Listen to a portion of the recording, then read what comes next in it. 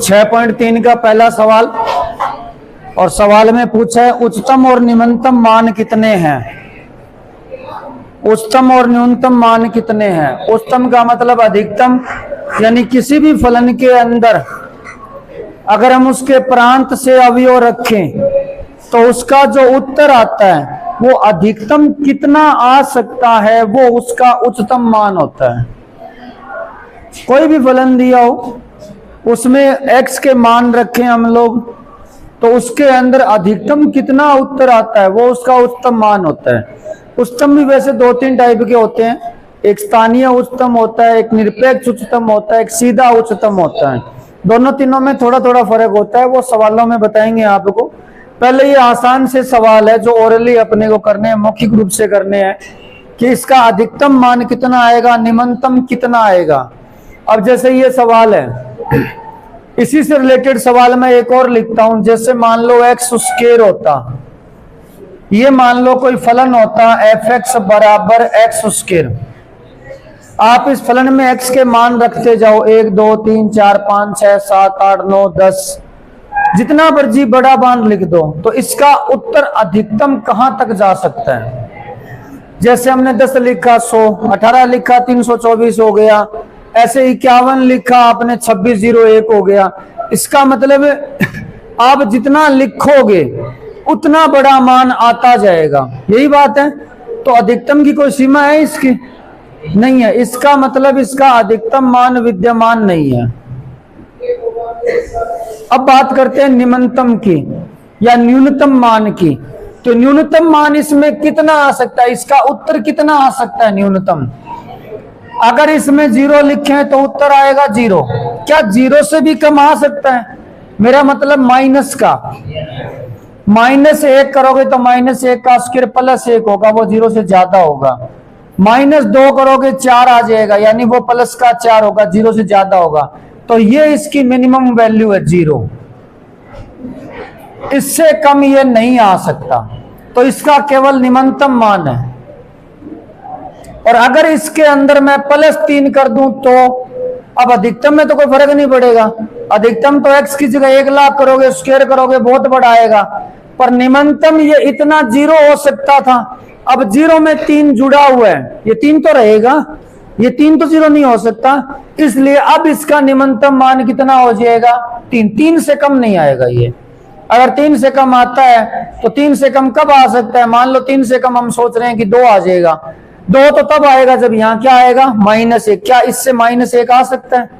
नहीं आ सकता। इसका मतलब इसका निम्नतम मान हमेशा 3 रहेगा। सेम ऐसा ही सवाल ये है, 2x - 1 का स्क्वायर। स्क्वायर की कोई लिमिट नहीं है, इसका उत्तर कितना भी जा सकता है।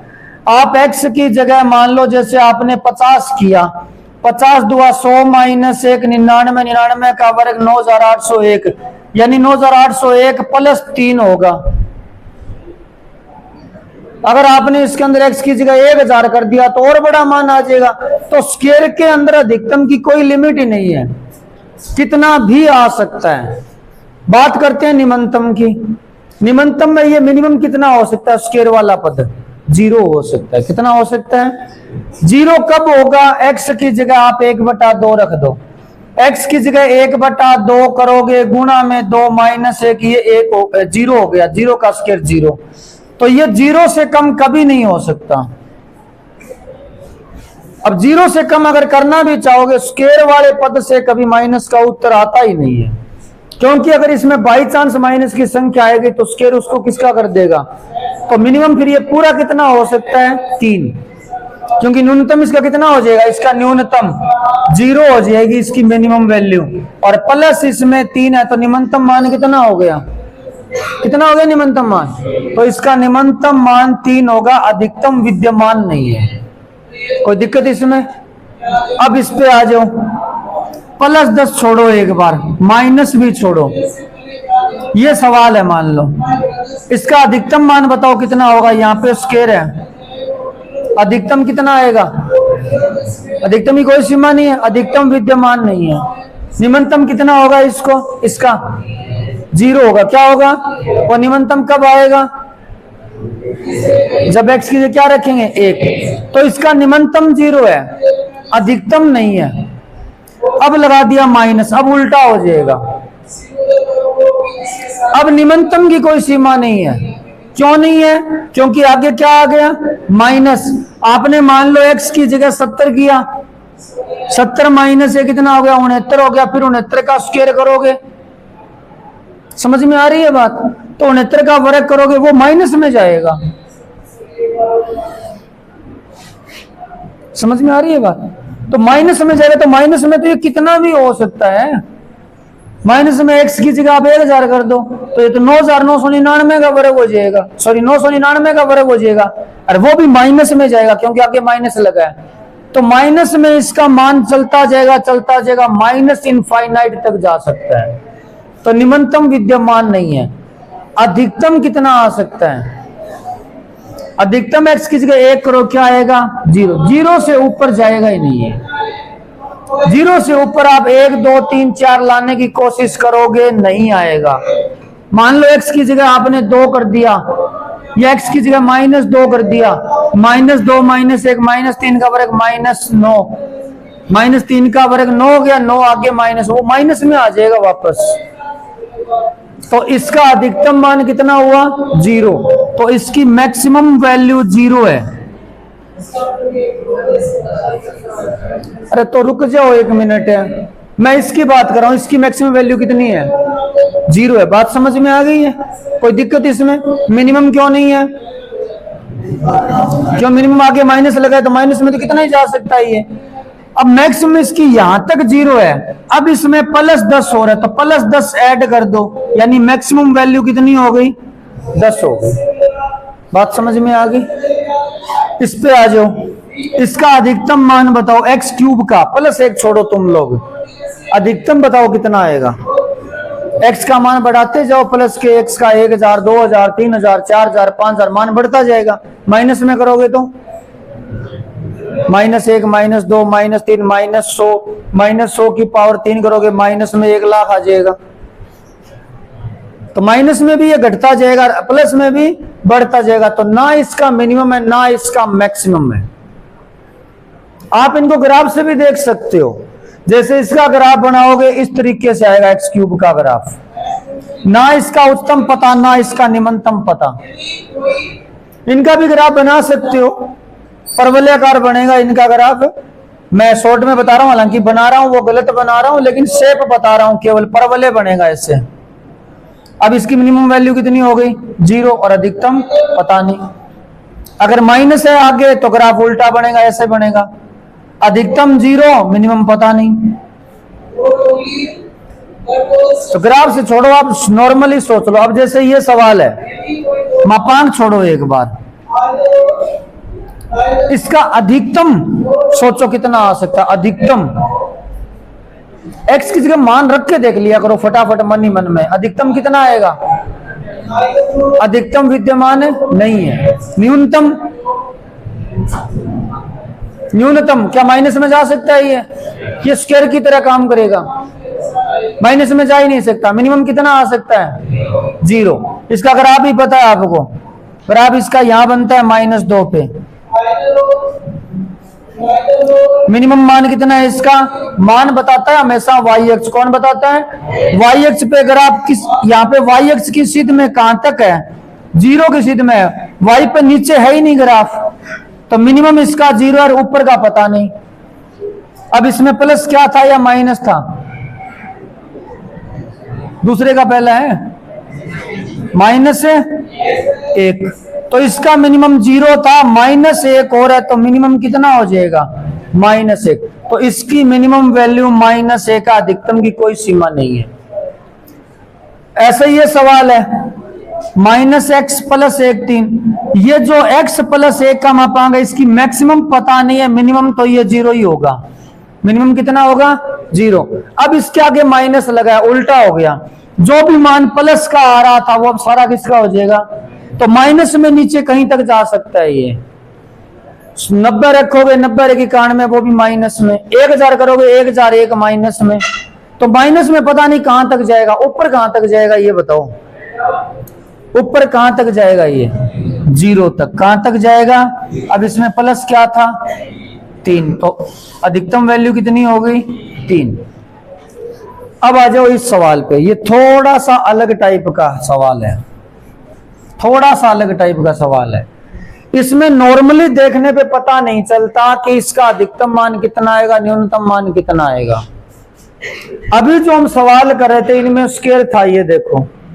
अगर इसको हम स्क्वायर बना लें तो पता चल सकता है।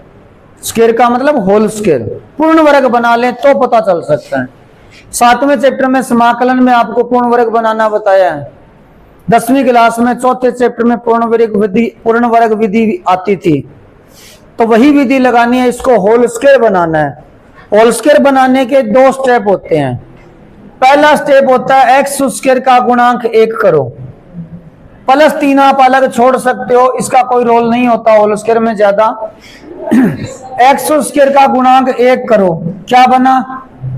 एक्स स्क्वायर प्लस में 12/9x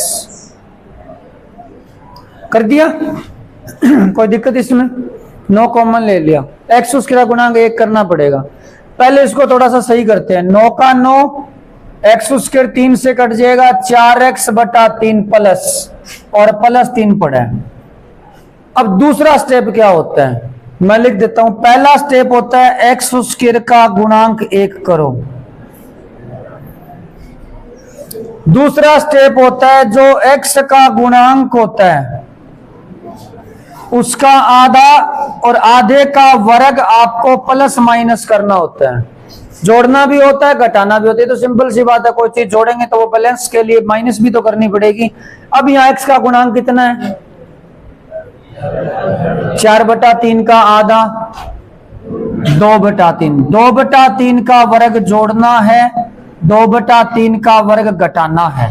ये ब्रैकेट के अंदर ही करना है, ध्यान रखना। अब ये किसी का होल स्क्वायर है जो हमने प्लस किया है वहां तक। ये एक्स स्क्वायर, ये 2xy वाला पद, ये वाई स्क्वायर। किसका होल स्क्वायर होता है? ये x + y का। 9 का 9 पड़ा है, ये बन गया x + y की जगह कितना है? 2/3 का होल स्क्वायर। जिन पे स्क्वायर है उनसे पता चल जाएगा, प्लस आएगा या माइनस यहां से पता चलेगा 2xy वाले से। तो x + y का whole square, x square + y square, 2xy वाला पद ये रहा। और माइनस में 2 का स्क्वायर 4/9 है, +3 बराबर 9 का मल्टीप्लाई करो। 9 गुणा में x + 2/3 का स्क्वायर। 9 का यहां मल्टीप्लाई करोगे 4 + 3, 9 का मल्टीप्लाई हो गया, +3 अलग है। ये बन गया 9x + 2/3 का स्क्वायर -1। ये सवाल बन गया। ये सवाल और इस सवाल में कोई फर्क थोड़ी ना है, सेम ही तो है। यहाँ +3 है, वहां -1 है। -1 छोड़ो, ये आपको कंफ्यूज करेगा एक बार। इसका होल स्क्वायर बताओ अधिकतम कहां तक जा सकता है? होल स्क्वायर वर्ग किसी का भी हो, अधिकतम की कोई लिमिट नहीं होती।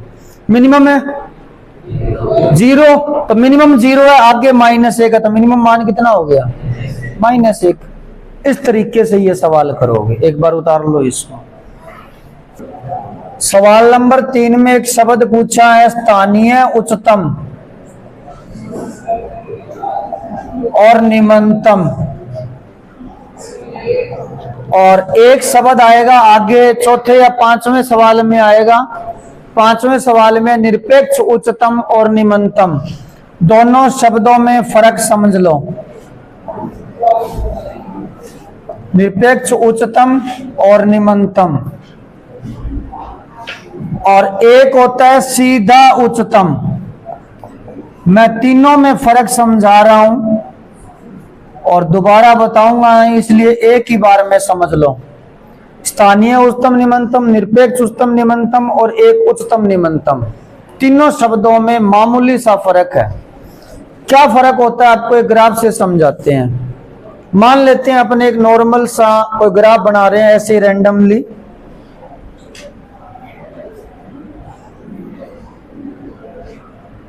ये आपका x अक्ष है, ये y अक्ष है।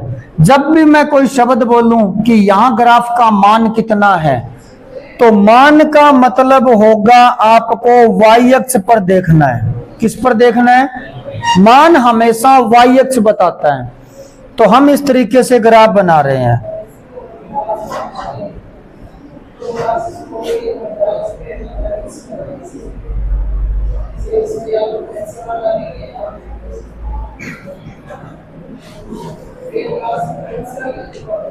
इस तरह का कोई ग्राफ है, मान लो किसी भी वक्र का हो सकता है। मैं सिर्फ ये हो सकता है किसी का ना भी बने, मैं सिर्फ उच्चतम निम्नतम समझाने के लिए बता रहा हूं।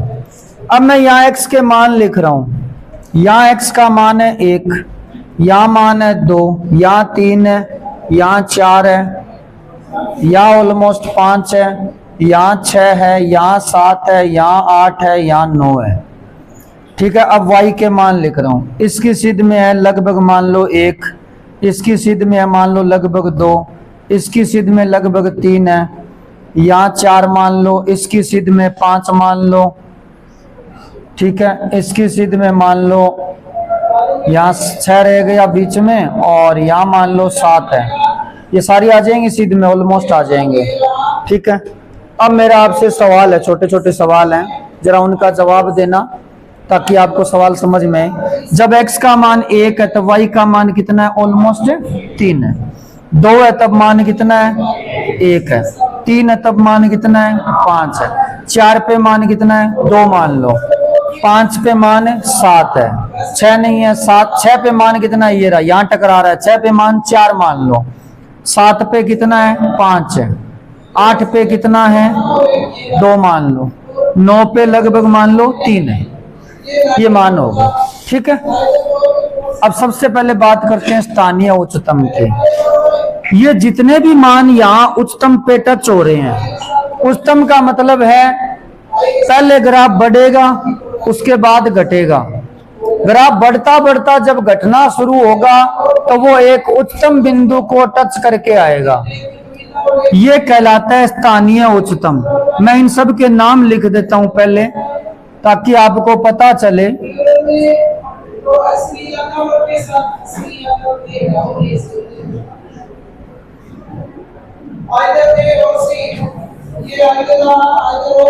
ये जो A बिंदु है ये स्थानीय उच्चतम है। क्यों है? क्योंकि उच्चतम तो इससे और भी बड़े हैं। y के मान तो और भी ज्यादा आ रहे हैं ना, लेकिन ये अपने इलाके का गुंडा है एक तरीके से। इस एरिया के अंदर इससे बड़ा कोई नहीं है।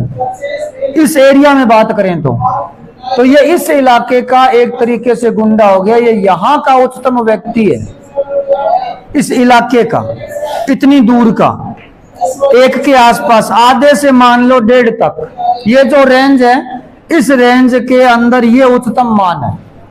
इसे बोलते हैं स्थानीय उच्चतम। क्या बोलते हैं इसे? स्थानीय उच्चतम बोलते हैं।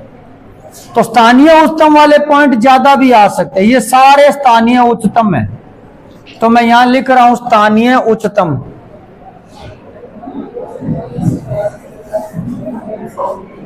स्थानीय उच्चतम वाले पॉइंट हो गए ACEGI। समझ गए? अच्छा, उच्चतम मान कितना है वो इधर y बता देगा। ACEGI ये उच्चतम स्थानीय उच्चतम है। इसी तरीके से ये स्थानीय निम्नतम है। ये स्थानीय निम्नतम है। तो स्थानीय निम्नतम किन बिंदुओं पे है? BDFH।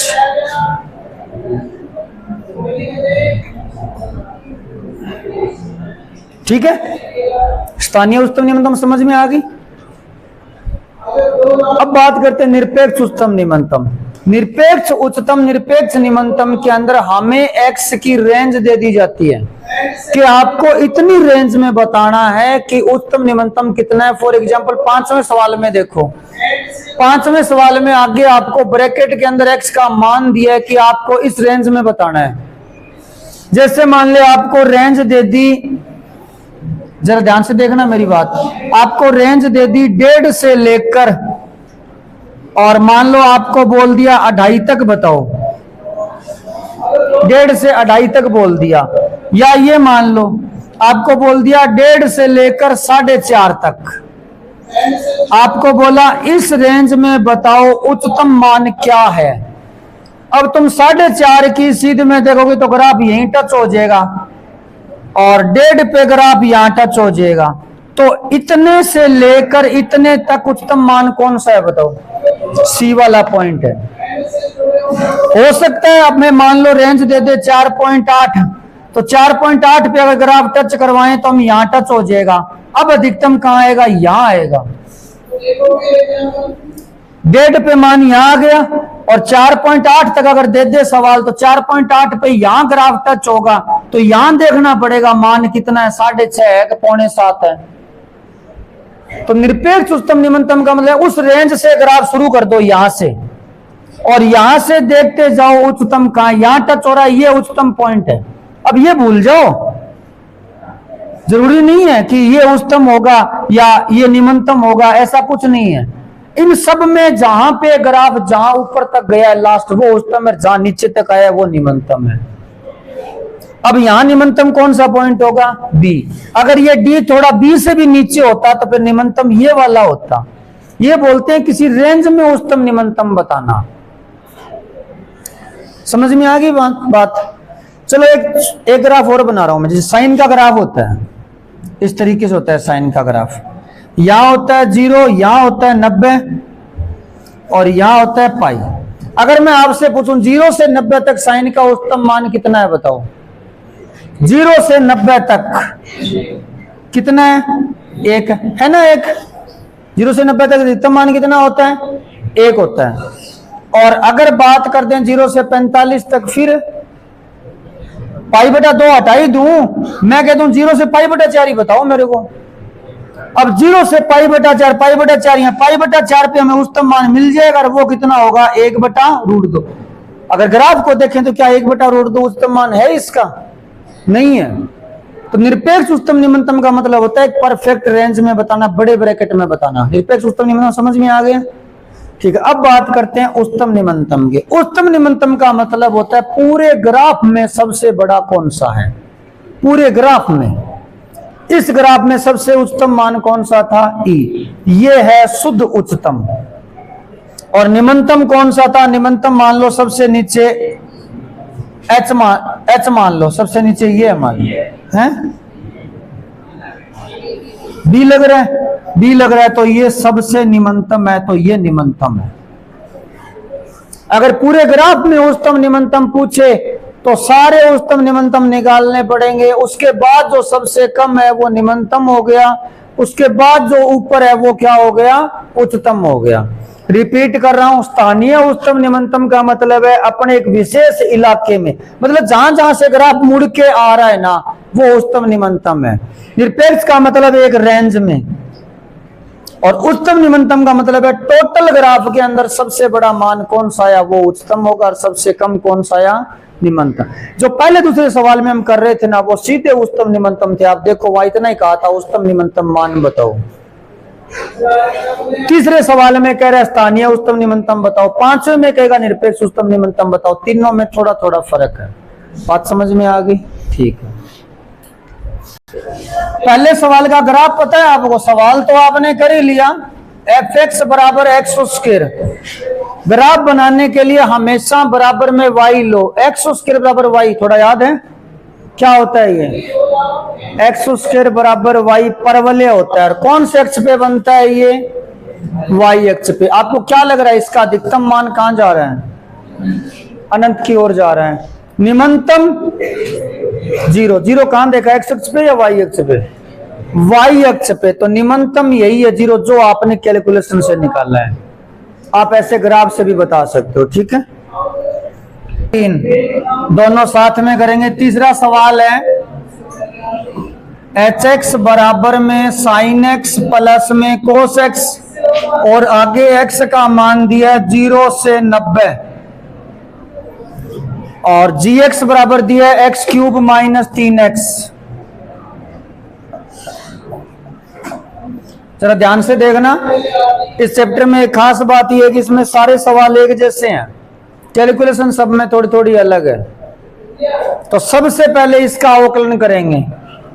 तो gx का अवकलन g' x कितना हुआ? 3x² minus 3। अब यहां एक शब्द लिखोगे चरम मानों हेतु,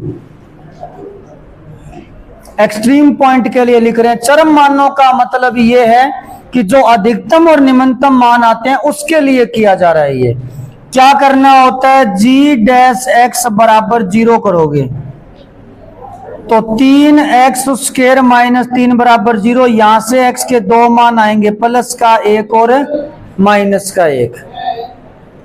अब तरीका सुन लो।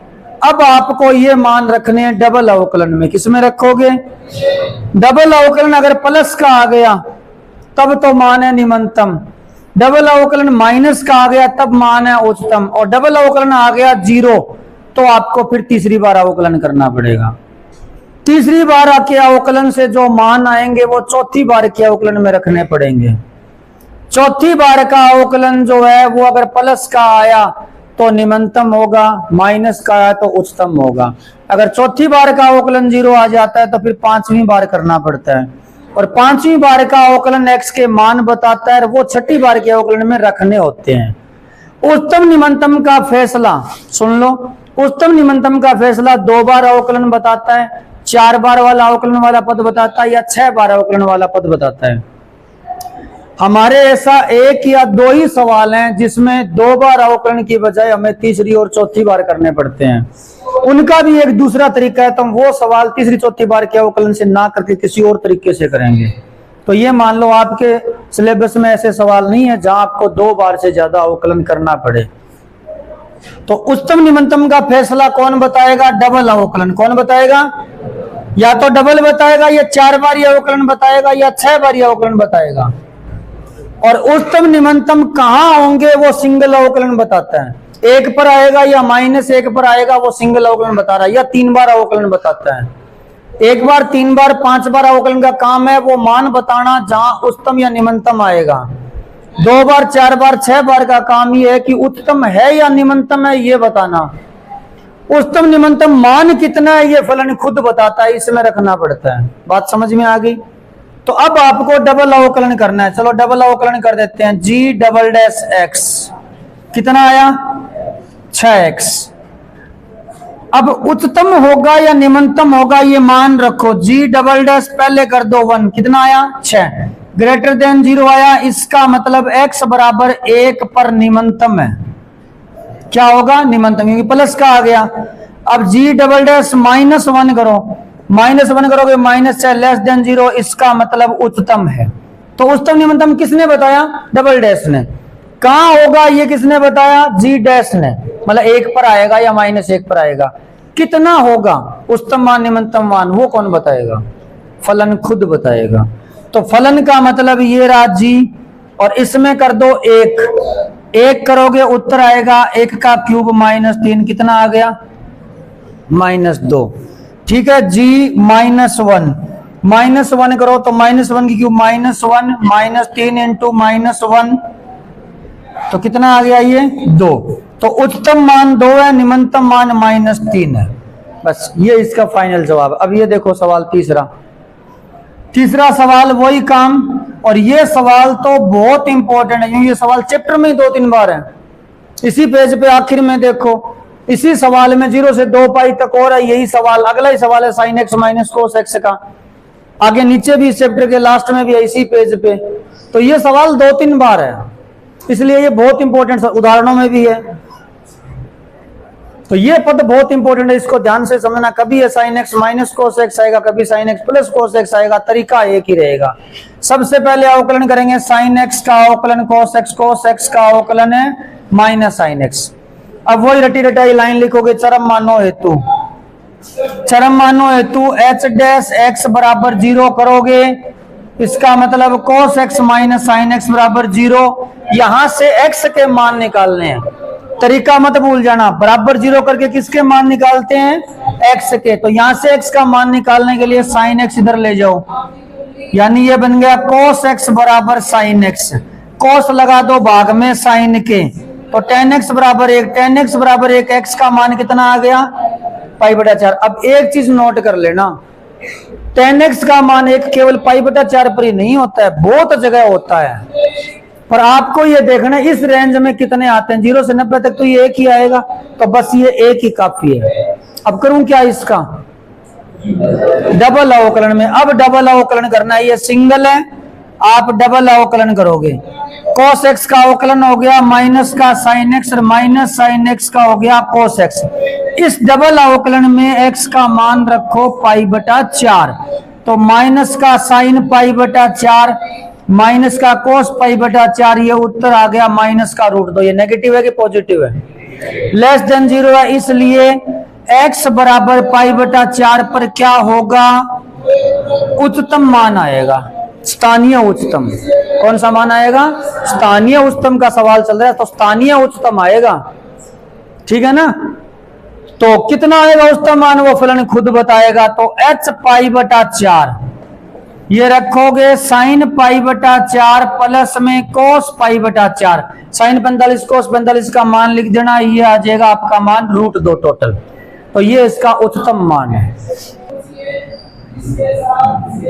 ये बहुत ही इंपॉर्टेंट सवाल है, 4 नंबर सवाल है। f(x) बराबर में sin x minus cos x और x का मान दिया 0 से 2π तक। सबसे स्टैंडर्ड का सवाल है ये, ध्यान से समझ लेना ये। तो सबसे पहले इसका अवकलन करेंगे, जरा देखिए अवकलन। इसमें त्रिकोणमिति यूज होगी बहुत सारी। sin x का अवकलन होता है cos x और cos x का होता है माइनस sin x। अब लिखेंगे चरम मानों हेतु f' बराबर 0 करेंगे। f' बराबर 0 का मतलब ये हो गया कि cos x plus sin x बराबर 0 करेंगे। cos x plus sin x 0, x के मान निकालने होते हैं, sin x उधर ले जाओ। cos x बराबर हो गया माइनस का sin x, cos भाग में लगा दो, cos भाग में लगाओगे ये बनेगा tan x बराबर -1। असली मामला अब शुरू होता है, x के मान निकालना। ये इस सवाल का सबसे इंपॉर्टेंट पार्ट है कि tan x बराबर -1 से मान कैसे निकालोगे। ध्यान देखिए, tan x बराबर -1 से मान निकालना 11वीं क्लास का टॉपिक है, भूल गए होंगे। सबसे सस्ता आसान तरीका बता रहा हूं आपको, सबसे सस्ता आसान तरीका मान निकालने का। चाहे कोई भी पद आ जाए, tan x बराबर -1 की बात नहीं है, cos x बराबर -1/2 आ जाए, sin x बराबर 1/2 मान आ जाए, आप 20 मान 1 मिनट में निकाल दोगे x के। क्या तरीका है सुन लो, आपको बस ये ध्यान होना चाहिए, ये बनाना भी जरूरी नहीं है, बस आपके लिए नॉलेज के लिए बना रहा हूं कि यहाँ कौन होता है 0, यहाँ कितना होता है π/2, यहाँ पाई होता है, यहाँ 3π/2, फिर यहाँ कितना आता है π/2, 3π/2, यहाँ कितना आएगा 5π/2, यहाँ कितना आएगा 3π और यहाँ कितना आएगा 2π। ये क्वाड्रेंट तो आपके मन में रहते ही है। क्या करना है आपको, x का मान 1, माइनस भूल जाओ एक बार, x का मान 1 कितने डिग्री पर होता है π/4 पे। सबसे सस्ता तरीका बता रहा हूं, π/4 पे। π/4 वहां ले जाओ जहां tan माइनस में होता है, बस बात खत्म, इतनी सी है। π/4 वहां ले जाओ जहां tan माइनस का होता है। कौन से क्वाड्रेंट में होता है बोलो? दूसरे में होता है tan माइनस का और चौथे में। दूसरे में π/4 कैसे लिखा जाएगा, पाई माइनस π/4 ऐसे लिखते हैं दूसरे में, या 3π माइनस π/4 ऐसे कितने के लिख सकते हो फटाफट बताओ। 3π के बाद 5π, 5π के बाद कितने ही लिखो, इसमें लिख दो। चौथे में बोलो कैसे लिखोगे, 3π/2 यूज नहीं करना है, पाई वाला केस यूज करना है। तो क्या लिखोगे 2π माइनस π/4 और 4π माइनस π/4 कितने ही लिख दो। दोबारा बता रहा हूं सुन लो, tan x का मान 1 कितने डिग्री पे होता है π/4 रेडियन पे होता है। π/4 वहां ले जाओ जहां tan प्लस का है माइनस का है। अगर tan x बराबर 1 आ जाए तो इस π/4 को वहां ले जाओ जहां tan प्लस का होता है। कहां होता है tan प्लस का, पहले में और तीसरे में लिखने का तरीका पाई प्लस π/4, 3π प्लस π/4, 5π प्लस π/4, यहाँ π/4, 2π प्लस π/4, 4π प्लस π/4, 6π प्लस π/4, ये जितने भी मान आ रहे हैं सब में tan x का मान 1 आएगा। बात समझ में आई क्या? तो नहीं आई समझ में? आ गई तो बोलो पहला मान क्या आएगा 10 का। इसके लिए -1 के लिए पहला आएगा पाई माइनस पाई बटा 4, दूसरा क्या आएगा 3 पाई माइनस पाई बटा 4। इस रेंज से बाहर चला जाएगा 2 पाई से, क्योंकि हमें 2 पाई तक ही लेना। दूसरा राउंड क्यों लगाओ? 3 पाई कब आता है? जब दूसरा राउंड लगाते हैं तब आता है, तो ये छोड़ दो। और कौन सा रह गया 2 पाई तक? 2 पाई माइनस पाई बटा 4। आपको एक आधा और बता दूंगा फिर क्लियर हो जाएगा आपके। ये x का मान आ गया 3 पाई बटा 4 और ये आ गया 7 पाई बटा, ये 2 मान आए हैं x के हैं। नहीं ले सकते हैं ना, कौन कह रहा नहीं ले सकते, लेकिन इस रेंज में नहीं है ना, दिक्कत ये है। लेने को तुम ये भी ले सकते 3 पाई माइनस पाई बटा 4, पर इस रेंज में नहीं है। बात समझ में आ रही है? चलो एक और उदाहरण बताता हूं आपको मान निकालने का। मान लो ये आ गया cos x बराबर 1/2। एकदम शॉर्ट तरीका है। 1/2 कितने डिग्री पे होता है, कितने रेडियन पे होता है? π/3 वहां लिख दो जहां cos प्लस का है, क्योंकि मान प्लस का है। कहां होता है cos प्लस का? एक तो पहले में होता है और चौथे में। हाँ लिखना ऐसे ही है, मतलब माइनस लगा के लिखना है, क्योंकि हमें इस क्वाड्रेंट में लिखना है तो 2 पाई माइनस लिखोगे, 3 पाई प्लस नहीं लिखोगे। क्यों नहीं लिखेंगे वो छोड़ो तुम लोग, वो बताऊंगा तो आधा घंटा चला जाएगा। लिखना यही है कि इस क्वाड्रेंट में लेना है तो कैसे लोगे 2 पाई माइनस 4 पाई, इसमें लोगे तो पाई माइनस, इसमें लोगे तो पाई प्लस। समझ गए? आपको ये तो पता होगा जब ऊपर चलते हैं तब तो क्या आता है माइनस इस साइड तो, और इस साइड वापस चलते हैं तब क्या आता है प्लस आता है। क्या आता है? कौन प्लस में कब होता है? जब एंटी क्लॉकवाइज होते हैं। कौन किस में आता है? प्लस में। और अगर आप ऐसे चलोगे तो क्या आएगा नेगेटिव। अगर आपको इधर जाना है, इस डायरेक्शन में जाना है, मान लो इस क्वाड्रेंट में जाना है, तो डायरेक्शन ये हो गई ना, ये हो गई, तो कौन क्या आएगा माइनस में। और अगर ऐसे चल रहे हो आप लोग, ऐसे घूम के आ रहे हो तो क्या होगा प्लस। मान लो इसमें लिखना है तो कैसे आएंगे घूम के? पाई के, भाई यूज तो पाई करना है, यूज पाई करना है तो ऐसे घूम के आएंगे, ऐसे घूम के आएंगे तो पाई प्लस 3 पाई प्लस ऐसे होगा। अब cos का मान प्लस में 1/2 कितने रेडियन पे होता है? π/3 पे। π/3 प्लस 1/2 प्लस का है, प्लस कौन से क्वाड्रेंट में होता है? पहले में और चौथे में। तो इन दो में प्लस है, तो इन दो में कौन लिख दो? इसमें कैसे लिखा जाता है? π/3। अब इसमें लिखना है ना, तो मुझे बताओ आप 2 पाई के बाद जा रहे हो तो डायरेक्शन कौन सी यूज हो रही है? ये वाली, तो प्लस का आएगा, तो 2 पाई प्लस π/3, और तो चलता ही जाएगा 4 पाई। अच्छा इसमें आ जाओ, π/3 इसमें लेके आना। अब बताओ 2 पाई से आप नीचे आ रहे हो, इधर नीचे आ रहे हो तो डायरेक्शन कौन सी यूज हो रही है? ये वाली, तो इसमें माइनस आएगा, 2 पाई माइनस π/4, 4 पाई माइनस π/4, ऐसे यूज होते हैं मान। कौन प्लस का एंटी क्लॉकवाइज होता है तब बनता है या क्लॉकवाइज होता है तब? कौन प्लस का। हम जब कौन बनाते हैं तो ऐसे कौन होता है, वो प्लस का होता है या माइनस का? तो यही तो लिखा है मैंने प्लस का। समझ में आ गई बात ये? चलो ये सब मैं मिटा रहा हूं, x का मान आ चुका है अपना। अब क्या करना होता है? x का मान निकाल के, x का मान निकाल के क्या करना होता है? डबल अवकलन में। चलो डबल अवकलन करते हैं।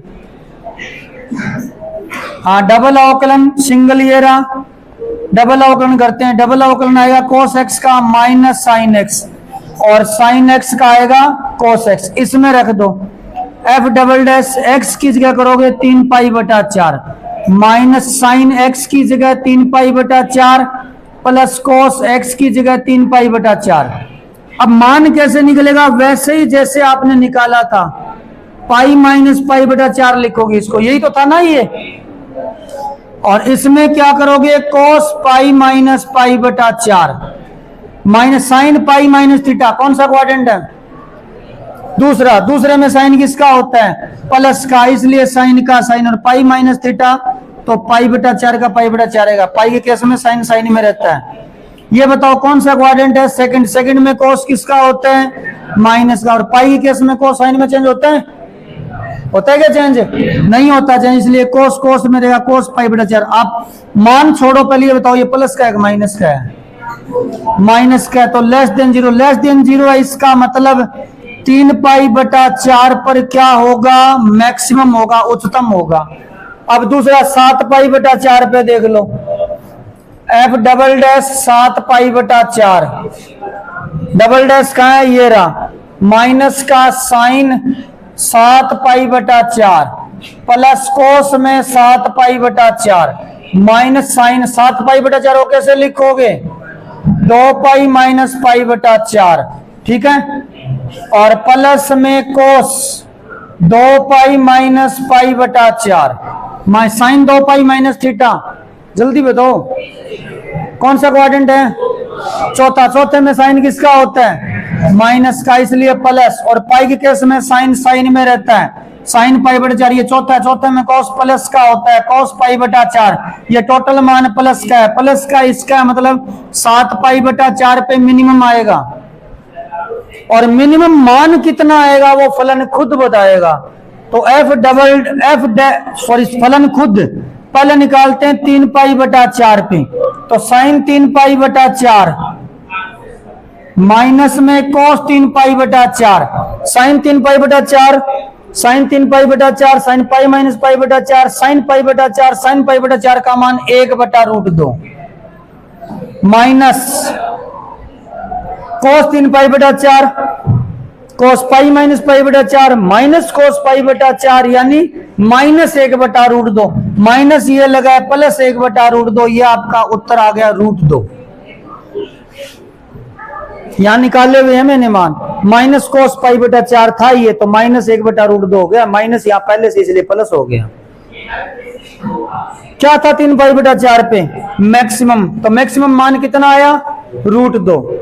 अब मिनिमम निकालेंगे, एफ 7 पाई बटा 4, मैं शॉर्ट में कर रहा हूं देख लो, 7 पाई बटा 4 ये रहा फलन, ये है साइन, साइन 3 की, चलो एक बार लिख देता हूं, यहां आएगा साइन 7 पाई बटा 4 माइनस में को 7 पाई बटा 7 पाई बटा 4 हल किया हुआ है, माइनस छोड़ो तुम लोग, 7 पाई बटा 4 7 पाई बटा 4, ये माइनस का प्लस क्यों हुआ?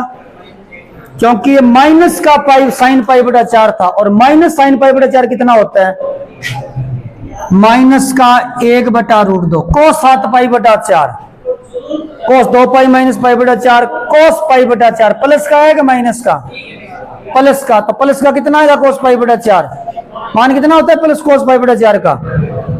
1 बटा रूट 2, ये लो, ये माइनस तो सवाल वाला है, ये आ गया माइनस का रूट 2, ये मिनिमम वैल्यू है। दोबारा देख लो यही सवाल सबसे पहले ये सवाल दिया है, आप करोगे अवकलन, ये आ गया, अवकलन के बराबर 0 करके x का मान निकालने की कोशिश की, tan x बराबर -1 आया, सबसे आसान तरीका है, tan x बराबर -1 है, एक मान होता है पाई बटा 4 का, पाई बटा 4 वहां ले जाओ जहां tan माइनस का होता है, tan माइनस का किस क्वाड्रेंट में होता है बताओ?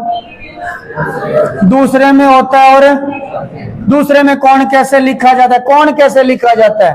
पाई माइनस थीटा ऐसे लिखा जाता है, तो पाई माइनस पाई बटा 4, इसमें कैसे लिखा जाता है? चौथे में 2 पाई माइनस पाई बटा 4, तो 2 पाई माइनस पाई बटा 4 ये रहा, ये मान आ गए x के, ये मान डबल अवकलन में रख दिए। मान निकालने का तरीका वही, साइन 3 पाई बटा 4, साइन पाई माइनस पाई बटा 4, साइन पाई माइनस थीटा कौन सा क्वाड्रेंट है? साइन पाई माइनस थीटा कौन सा क्वाड्रेंट है? दूसरे में साइन किसका होता है? प्लस का। पाई के केस में साइन बदलता है क्या? नहीं बदलता, इसलिए साइन पाई बटा 4 आ गया, बस आगे सेम नॉर्मल सी कहानी है। अभी जो मैंने आपको मान निकालना सिखाया था, मैं एक बार और बता देता हूं ताकि आप बार बार ना पूछो मेरे से कि मान कैसे निकलते हैं। जरा दोबारा देखो, पहले तो आप ये सीखो कि क्वाड्रेंट में प्लस थीटा कब होता है, माइनस थीटा कब होता है। अब पाई बटा 2 3 पाई बटा 2 तो भूल ही जाओ, यहाँ 0 होता है, यहाँ कितना होता है? पाई, यहाँ कितना होता है? 2 पाई, यहाँ कितना होता है? 3 पाई। पहले तो बताओ कौन प्लस में किस डायरेक्शन में होता है? Anti clockwise. एंटी क्लॉकवाइज मतलब एंटी घड़ी की दिशा, उल्टी दिशा, घड़ी की सुइयां ऐसे घूमती है, ऐसे घूमोगे, नॉर्मल सी बात है। हम कौन बनाते थे छोटी क्लासों में? कौन ऐसे ही तो बनाते हैं 60 डिग्री का, ये प्लस का। अगर उल्टा बना दिया, नीचे घुमा दिया तो किसका हो जाएगा? तो इधर चलोगे तो किसका होगा, और इधर जाना पड़ गया तो अब मैं कहता हूं कौन इसमें है। अब बताओ, 2 पाई से ऊपर जा रहे हो क्या इधर आ रहे हो? ऊपर जा रहे हैं तो कौन किस में होगा? बस बात करता हूं, किस में होगा? कौन है? माइनस में। तो यहां कौन कैसे लिखे जाएंगे? पाई minus theta, 3 pi minus theta, 5 pi minus theta. अगर इसमें लिखना पड़ जाए तो अब डायरेक्शन कौन सी है? तुमको डायरेक्शन कैसे चेंज करोगे? डायरेक्शन मैं यहां मेरा हाथ है, क्वाड्रेंट ये है, तो पाई के बाद में आ रहे हैं कि पहले आ रहे हैं? पाई के बाद जा रहे हैं, तो डायरेक्शन ये हो गई ना। और ये डायरेक्शन कौन सी है? ये वाली कौन सी है डायरेक्शन? प्लस की है। तो यहां कौन क्या आएगा? Pi plus theta, 3 pi plus theta. अगर डायरेक्शन में कंफ्यूजन है तो रट लो, यहां है तो माइनस, यहां है तो प्लस। इसमें बोलो यहां 2 पाई, अब यहां आएगा तो यहां आएगा तो एंटी क्लॉकवाइज है, घड़ी की विपरीत दिशा है, तो क्या आएगा? Plus 2 pi plus theta, 4 pi plus theta, या इसमें सीधा थीटा भी आता है। इसमें आएंगे तो ये तो उल्टा हो गया, ऐसे हो गया, ऐसे हो गया तो माइनस, तो 0 2 पाई माइनस थीटा या माइनस थीटा, ये भी हो सकता है, क्योंकि थीटा को नीचे घुमाएंगे तो माइनस थीटा या 4 पाई माइनस थीटा। अब डायरेक्शन याद रहे तो ठीक है, नहीं तो ये शब्द रट लो, यहां प्लस, इन दोनों में माइनस, ऐसे याद कर लो। डायरेक्शन में कंफ्यूजन है तो अगर ये याद हो गया तो चंद सेकंड में किसी का जवाब लिख सकते हो, चंद सेकंड के अंदर। तू हंस क्यों रहा है तब से? पता नहीं, तू अंदर अंदर खुश हो, जरा मेरे को बता दे, मैं थोड़ा खुश हो लूं। मैं यह सवाल में उलझा पड़ा हूं, तू पता नहीं किस मूड में बैठा हुआ है। अब मान लो ये सवाल है, जरा देखना, साइन एक्स बराबर -√3 बटा 2। माइनस तो सिर्फ क्वाड्रेंट बताएगा कि किस क्वाड्रेंट में जाना है। √3 बटा 2 कितने डिग्री का होता है? कितने का होता है? π/3। π/3 वहां ले जाओ जहां साइन माइनस होता है, ये बस कुछ नहीं, π/3 π/3 π/3 π/3, खेल खत्म, इतना ही है।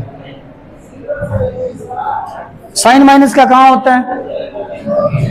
तीसरे और है π/3 π/3 π/3 π/3, आगे मान। अगर यहां आ गया -√3 बटा 2 की बजाय +√3 बटा 2, अब बताओ पहले में क्या लिखोगे? π/3, 2 pi plus π/3, 4 pi plus π/3, 3 pi minus π/3, 5 pi minus π/3, pi minus π/3, बस इतना ही तो है। पर आपके ऐसे नहीं है, आपके हैं tan के लगभग सवाल। अब tan x बराबर 1 आ गया, क्या करोगे? कौन से क्वाड्रेंट में लेके जाओगे पहले तो ये बताओ। पहले में और है थीटा कितना यूज करोगे? π/, तो उत्तर बोलो क्या होगा? π/4, 2 pi plus π/4, 4 pi plus π/4, pi plus π/4, 3 pi plus π/4। अगर यहां माइनस आ जाए तो क्वाड्रेंट चेंज करना है संदीप, क्वाड्रेंट चेंज करना है। तो क्वाड्रेंट माइनस में कौन से में होता है? tan, दूसरे में और है, तो बस π/4 π/4 π/4 लगा दो, आपका सवाल हो गया। इस तरीके से मान निकलेंगे। आप समझ में आ गया? ठीक है। इस फलन का स्थानीय उच्चतम निम्नतम मान निकालना है, तरीका वही, अवकलन करो, डबल अवकलन में रखो और उत्तर पाओ, बस सिंपल सा तरीका है। सबसे पहले अवकलन करेंगे f'(x), x³ का हो गया 3x², 6x² का हो गया 12x + 9। इसमें 3 कॉमन आ रहा है, कॉमन ले लो, बच गया x² - 4x + 3। ये आपका f'(x) है। यहां लिखोगे चरम मानो हेतु, तो f'(x) बराबर 0 करो, तो इसका मतलब x² - 4x + 3 बराबर 0। इसके फैक्टर कर लोगे तो x - 1 और x - 3 आएंगे बराबर 0। 1x बराबर 1 आ गया, 1x बराबर 3 आ गया। सिंपल सा सवाल है, डबल अवकलन में रख दो। f'(x), डबल अवकलन कितना आया? 3, 2x - 4, 3 2 6x - 12 डबल अवकलन है। पहले 1 रखो डबल x में, डबल अवकलन में f'(1), 1 करोगे 6 - 12 - (0) उच्चतम है। इस पे डबल अवकलन के अंदर 3 करो, f'(3), 3 करो 7 18 - 12 6, इस पे निम्नतम है, तो 1 पे उच्चतम आएगा, 1 रख लेना इस पे। और 3 पे निम्नतम आएगा, वो 3 रख लेना, इसमें हो गया बस। ये कह रहा है बताओ इन फलनों का उच्चतम या निम्नतम मान है या नहीं है, ये बताना है। तो सबसे पहले अवकलन करके ही देख लेते हैं, बाकी ग्राफ से भी बता देंगे। तो पहले इसका अवकलन करते हैं। इसका अवकलन करेंगे, एफ डैश एक्स बराबर आएगा ई की एक्स।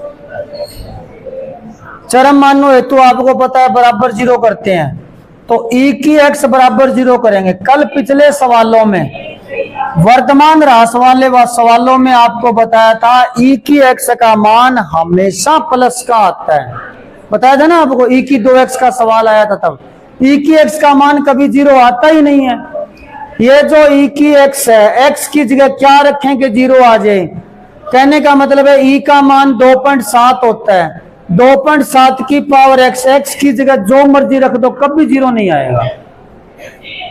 माइनस में 2 रखोगे, 2-3 बार बता चुका, ये -2 रखोगे 2.7 की पावर -2, 0 तो नहीं है, 0 तो नहीं है ना। पावर 0 करोगे 2.7 की पावर 0 1 आएगा। प्लस में 4 घात करोगे 2.7 की पावर 4, 0 तो नहीं आ रहा। तो ये कभी 0 हो ही नहीं सकता, ये 0 हो नहीं सकता। इसका मतलब x का मान आ नहीं सकता। x का मान आ नहीं सकता तो हम बता नहीं सकते कि उच्चतम निम्नतम कहाँ होगा। बता इसलिए नहीं सकते क्योंकि होता ही नहीं है, ये उच्चतम निम्नतम नहीं होगा। अगर होता तो x का मान जरूर आता, अब इसमें नहीं आ रहा, इसका मतलब उच्चतम निम्नतम नहीं होगा। अब इसका ग्राफ याद करो, ई की एक्स का जो आपको बताया था, इसका ग्राफ इस तरीके से होता है। इसके उच्चतम का भी नहीं पता, इसके निम्नतम का भी नहीं पता, ये इसको टच नहीं होता है। टच होता तो मैं कह देता y का मान 0 आ रहा है, इसमें तो निम्नतम, पर ये टच ही नहीं होता। ना ये ऊपर का पता ना ये नीचे का पता। ऊपर अनंत की ओर होता है, नीचे 0 की ओर होता है।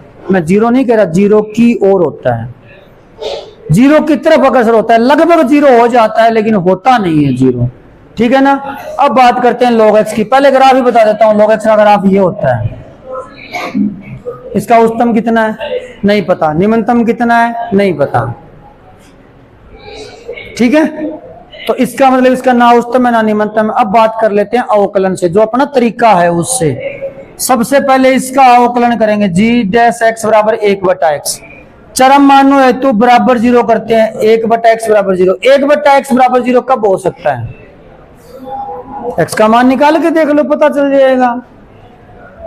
तुम लोग मेरी भाषा समझ नहीं रहे हो क्या। जैसे मैं कह देता हूं x + 5 बराबर 0 कब होगा, जब x का मान है। तो कहने का मतलब यहां से x का मान निकालते ही तो है -5 है, तो यहां से निकाल लो x का मान है। x का मान निकालोगे, x इधर 0 इधर, तो x का मान इनफाइनाइट आएगा। इनफाइनाइट कोई मान ही नहीं होता, तो इनफाइनाइट रख नहीं सकते। इसका मतलब x का मान नहीं आया, नहीं आया तो इसका मतलब इसका उच्चतम निम्नतम नहीं है। अगर होता तो मान आता।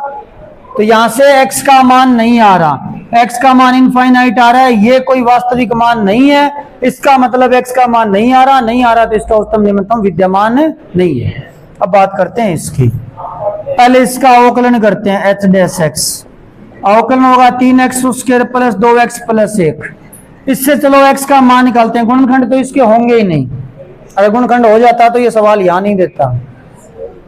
उच्चतम निम्नतम नहीं है ना इन सवालों में, तो गुणनखंड नहीं होगे। तो चलो द्राचार्य विधि लगाते हैं। x बराबर -b plus -b square, b square का मतलब 2 का स्क्वायर 4, -4abc बटा 2a, -2 प्लस माइनस, रूट के अंदर माइनस का 8 आ गया, रूट में माइनस आ गया। ये संख्या काल्पनिक, x का मान वास्तविक नहीं आ रहा क्योंकि इसका उच्चतम निम्नतम मान नहीं है। बस इतना ही है। तो 6.3 का 11वां सवाल ये क्या, अंतराल 0-2 में x बराबर 1 पर ये फलन अपना उच्चतम मान प्राप्त करता है, तो a का मान बताना है इस सवाल में। इसने वो बिंदु भी बताया जिस पे फलन उच्चतम मान देता है, और ये भी बता दिया उच्चतम देता है कि निम्नतम देता है। बस हमें a का मान बताना है। तो a का मान बताना है, उच्चतम दिया हुआ है तो हम इसका अवकलन करेंगे। तो अवकलन करेंगे तो f डैश x बराबर आएगा 4x की पावर 3, 62 दूआ 124 प्लस में a, ठीक है। अब ये कह रहा है कि चूंकि x बराबर 1 पर उच्चतम है,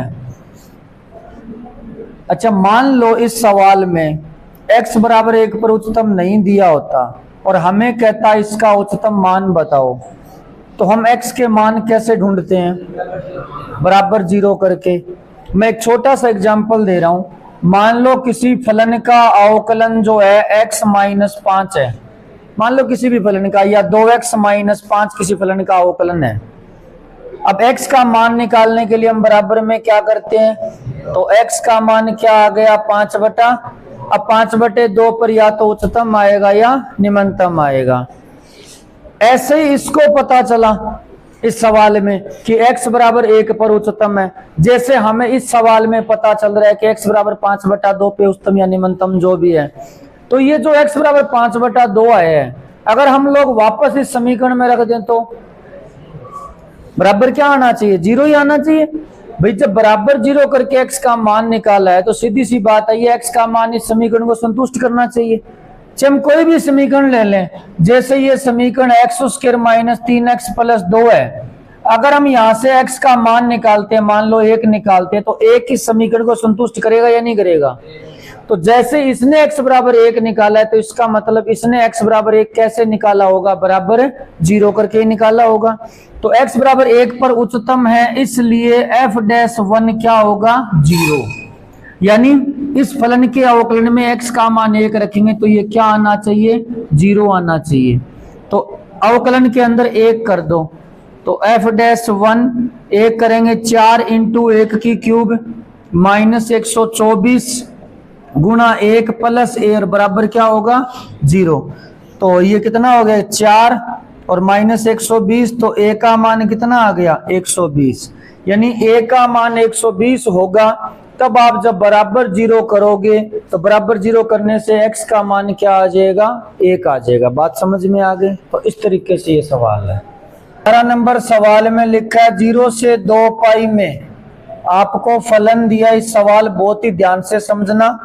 x प्लस साइन 2x का उच्चतम और निम्नतम मान बताओ। x प्लस में साइन 2x का मैक्सिमम और मिनिमम वैल्यू बतानी है। आपको बंद अंतराल दिया है, इसका मतलब निरपेक्ष उच्चतम पूछा है, निरपेक्ष मान पूछे हैं। कौन से मान पूछे हैं? तो जब बंद अंतराल देते हैं तो डबल अवकलन नहीं करना होता। आपको सिंगल अवकलन से जो मान आए वो मान और प्लस में 2 ये, उन सब को फलन में रखना है, और फिर जो उच्चतम होगा वो हमारा उच्चतम होगा, जो निम्नतम होगा वो निम्नतम होगा। तो सबसे पहले इसका अवकलन करते हैं।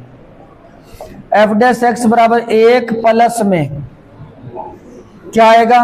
2 साइन 2x का अवकलन है cos 2x, और 2x का 2 आ गया। यहां लिखोगे चरम मानो हेतु। अब तक का सबसे स्टैंडर्ड सवाल है। चरम मानो हेतु f' बराबर क्या करोगे? 0। तो 1 प्लस में 2 cos 2x बराबर 0।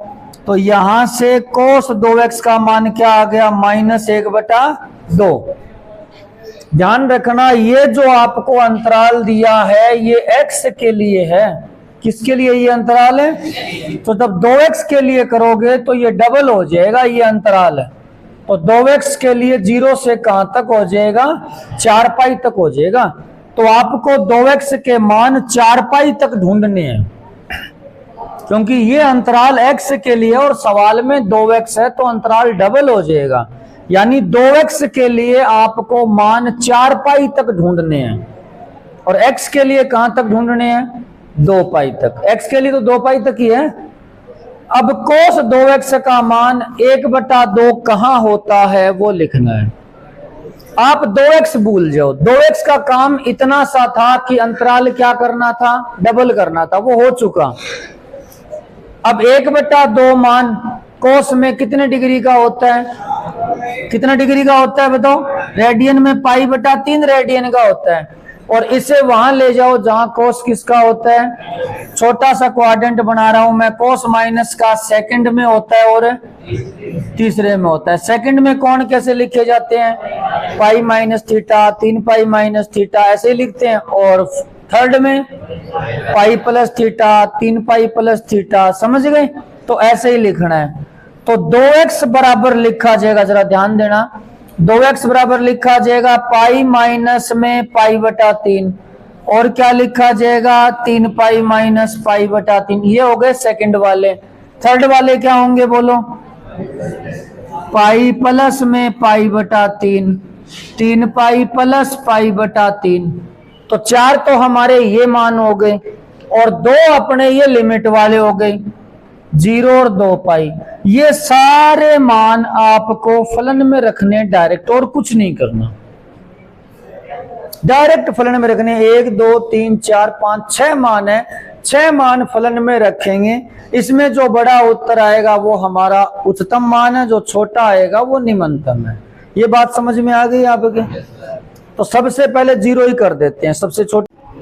अब यहाँ पे जो ये 2x के मान आए हैं वो अपने को सिंपली इस फलन में रखने हैं, क्योंकि निरपेक्ष उच्चतम निम्नतम का सवाल है, तो डबल अवकलन तो इसमें करना नहीं है। पर एक चीज ध्यान देना, यहाँ पे x का मान रखना है और यहाँ 2x का रखना है, पर वो एक ही बात। आप यहाँ से x का निकाल के यहाँ x का रख देना, यहाँ x का रख देना, एक ही बात है।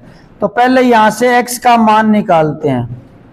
x का मान ये पाई माइनस पाई बटा 3, 2 पाई बटा 3 है, 2 का भाग लगेगा तो यहाँ क्या बनेगा पाई बटा 3। ये 3 पाई माइनस पाई बटा 3, 3 9 माइनस पाई 8 पाई बटा 3 है, 2 का भाग लगेगा क्या बनेगा 4 पाई बटा 3। ये है आपका 4 पाई बटा 3। 4 पाई बटा 3 के अंदर 2 का भाग लगेगा, कितना बन जाएगा 2 पाई बटा 3। ये 10 पाई बटा 3 है तो कितना बनेगा 5 पाई बटा 3।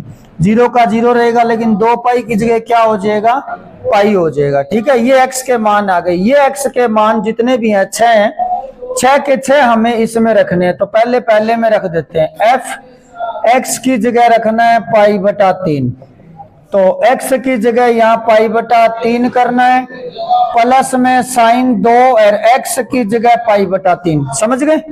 तो x की जगह ये मान रख दिया।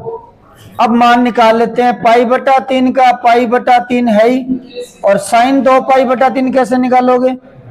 साइन पाई माइनस पाई बटा 3, पाई बटा 3 का पाई बटा 3, साइन पाई माइनस थीटा क्या होता है सेकंड क्वाड्रेंट है, सेकंड में साइन साइन में ही रहेगा प्लस में। पाई बटा 3 का पाई बटा 3, साइन 60 का मान होता है √3 बटा 2 है।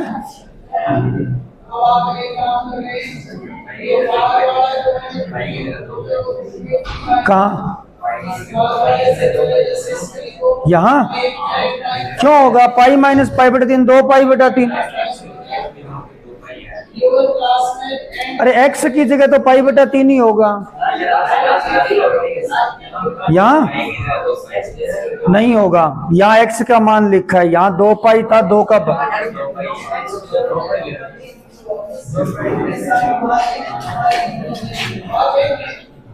यहाँ 2 पाई होगा, ये सही है, यहाँ गलत लिखा था। चलो कोई बात नहीं। अब आगे वाले मान निकालते हैं। जैसे ये निकालते हैं 4 पाई बटा 3 पे, तो फलन के अंदर हम लोग करेंगे 4 पाई बटा 3। तो x की जगह कर दिया 4 पाई बटा 3, आवाज ना करो भाई, और साइन 2 का 2, और x की जगह क्या करेंगे 4 पाई बटा 3। ठीक है, तो 4 पाई बटा 3 का 4 पाई बटा 3 प्लस साइन ये बन गया 8 पाई बटा 3। 4 पाई बटा 3 का 4 पाई बटा 3 लिख देंगे, साइन का साइन 8 पाई बटा 3 को कैसे लिखोगे 3 पाई माइनस पाई बटा 3। 4 पाई बटा 3 का 4 पाई बटा 3 आ जाएगा, साइन का साइन 3 पाई माइनस थीटा क्या होता है 3 pi minus theta second quadrant है, सेकंड में साइन प्लस का रहेगा, और साइन पाई बटा 3 आ गया। तो 4 पाई बटा 3 का 4 पाई बटा 3 प्लस साइन 60 का मान होता है √3 बटा 2। इसी तरीके से ये बाकी मान लिखने हैं। जैसे आपको 2 पाई बटा 3 करना है, मैं यहां लिख रहा हूं, जरा देखना। जैसे 2 पाई बटा 3 का मान या 5 पाई बटा 3 किसी का निकालो, जैसे इसका निकाल लेते हैं f 5 पाई बटा 3, x की जगह करोगे 5 पाई बटा 3 प्लस में साइन 2 गुणा 5 पाई बटा 3। 5 पाई बटा 3 का 5 पाई बटा 3, साइन ये बन गया 10 पाई बटा 3। 5 पाई का 5 पाई, साइन 10 पाई को कैसे लिखोगे 5 पाई, यही तो लिखना है 10 पाई बटा 3 को कैसे लिखोगे, 3 पाई प्लस में पाई बटा 3, ये वाला लिखना है सेम। अब 5 पाई का 5 पाई बटा 3 plus sign 3 pi plus theta क्या होता है, माइनस साइन थीटा, तो माइनस का साइन पाई बटा 3, ये आ गया 5 पाई बटा 3 माइनस में रूट 3 बटा 2। अब मैं लास्ट 2 पाई लिख रहा हूं, तो फलन के अंदर करोगे 2 पाई एक्स की जगह 0 और साइन 4 पाई, क्योंकि आप एक्स की जगह 2 पाई करोगे, साइन 4 पाई का मान 0 होता है, उत्तर आ गया 0। सॉरी, यहां 2 पाई लिखना है, एक्स की जगह क्या लिखना है, 2 पाई। ठीक है, तो अब आपका फाइनल आंसर क्या आया, यहां 2 पाई आया। इन सब में बड़ा मान 2 पाई है, क्योंकि हमने हाईएस्ट पाई के अंदर 2 पाई लिखा है एक्स का मान। आप बाकी जितने भी मान देखोगे वो 2 पाई से कम है। कैसे, एक बार छोटी सी कैलकुलेशन करके बता रहा हूं। 2 पाई का मतलब है 2 गुणा 3.14, ये 6.28 उत्तर है। अब आप कोई सा भी उठा के देख लो, जैसे ये देखते हैं कितना आता है, 4 पाई बटा 3 प्लस में है रूट 3 बटा 2, 4 गुणा पाई का मान 3.14 बटा रूट 3 का मान होता है 1.85 बटा 2, 3 का 3 में भाग लगभग 1 आ गया, या 1 पॉइंट कितना आएगा, ये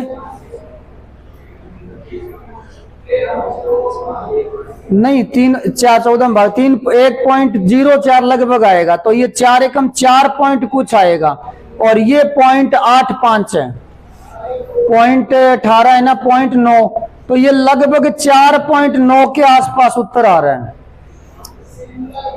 4.9 के आसपास आ रहा है। ये पहले कितना आया था, 6.28, ये अभी भी ज्यादा है। आप ऐसे कोई सा भी करके देख सकते हो। जैसे मान लो ये देखना है, 5 पाई बटा 3 माइनस रूट 3 बटा 2, 5 पाई का मान 3.14 और बटा 3 और माइनस में वही 0.9, लगभग 3 से 3 घट गया, 5 में से 0.9 जाएगा, तो ये फिर 4.1 के आसपास आएगा, इससे फिर भी कम रहेगा, तो ये हमेशा बड़ा रहेगा। इसका मतलब ये उच्चतम मान है, और 0 आपका क्या है, निम्नतम मान है। 0 रखा नहीं था क्या, F0 कर लेना, फलन में 0 करोगे, x की जगह 0 करना है, और साइन 0, 0 का 0 साइन 0 का 0, 0 0 आ गया, ये निम्नतम मान है, और 2 पाई आपका उच्चतम मान है। ठीक है, 13 ये कह रहा है ऐसी 2 संख्याएं ज्ञात करो जिनका योग 24 है।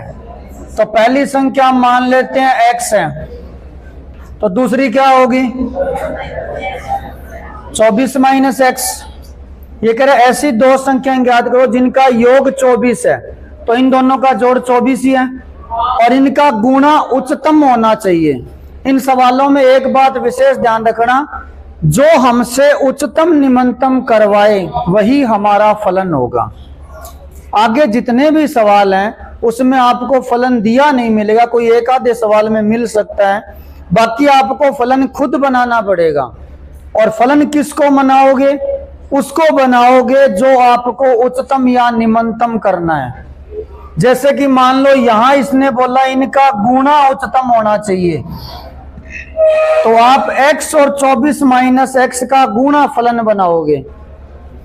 ध्यान रखना, आपका जो फंक्शन होगा, फंक्शन वो होगा जिसको मैक्सिमम या मिनिमम करवाया जा रहा है, ये ध्यान रखना। आगे सवाल क्षेत्रफल के, आयतन के, उनके आएंगे, तो वहां अगर आयतन को उच्चतम करना हो तो वो फलन होगा, क्षेत्रफल को उच्चतम करना हो तो वो फलन होगा। ठीक है, तो ये हमारा फलन है, बाकी काम वैसे ही करना है जैसे पहले के सवालों में किया है। तो आप इस फलन को थोड़ा सही कर लो, गुणा करेंगे तो गुणा करेंगे 24x माइनस एक्स स्क्वायर। अब आप अवकलन करेंगे, सिंपल वही तरीका लगाना है जो पहले वाले सवालों में लगाया है, 24 माइनस 2x सरम मानो हेतु बराबर क्या करेंगे 0, तो 24 माइनस 2x बराबर 0, तो x का मान क्या आ गया 12। अब आपको डबल अवकलन करना चाहिए, डबल अवकलन आपका ये रहा f double dash x minus 2, ये वैसे ही पहले लेस देन 0 आ चुका, x का मान रखने की नौबत ही नहीं आई, तो ये लेस देन 0 है, इसका मतलब x बराबर 12 पर क्या होगा, उच्चतम होगा। तो वो संख्याएं कौन सी हो गई, पहली 12 हो गई, दूसरी भी कौन सी हो गई, इनका जोड़ 24 है। अब ये 11 13 क्यों नहीं आई, 12 12 ही क्यों आई, इसके पीछे रीजन है। 12 और 12 का मल्टीप्लाई है 144। अगर आप कोई और दो संख्याएं लेते हो जिनका योग 24 हो रहा है, जैसे कि आपने 11 और 13 ले लिया, लेकिन इनका मल्टीप्लाई करोगे 143 आएगा, 144 से कम रहेगा, इनका गुणा उच्चतम होगा 12 12 का। चाहे आप 10 14 ले लो, 10 गुणा 14, जोड़ तो 24 हो रहा है लेकिन मल्टीप्लाई कितना हो रहा है, 140 हो रहा है। तो मल्टीप्लाई या इनका गुणा अगर मैक्सिमम करना है तो आपको 12 और 12 ही लेने पड़ेंगे, वो भी कैलकुलेशन से आया है। ठीक है, इस तरीके से करना है। नंबर सवाल में लिखा है x प्लस वाई का मान 60 है और ये कह रहे हैं एक्स वाई क्यूब उच्चतम होना चाहिए, तो आपका फलन क्या बनना चाहिए, एक्स वाई क्यूब। लेकिन एक चीज ध्यान रखना, यहाँ एक्स और वाई दो चर आ गए, दो चर आ गए तो आपको एक हटाना पड़ेगा, अवकलन एक के सापेक्ष ही होगा।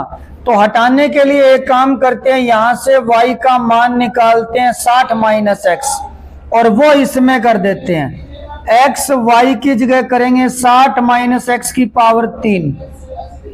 ये आपका फलन तैयार है।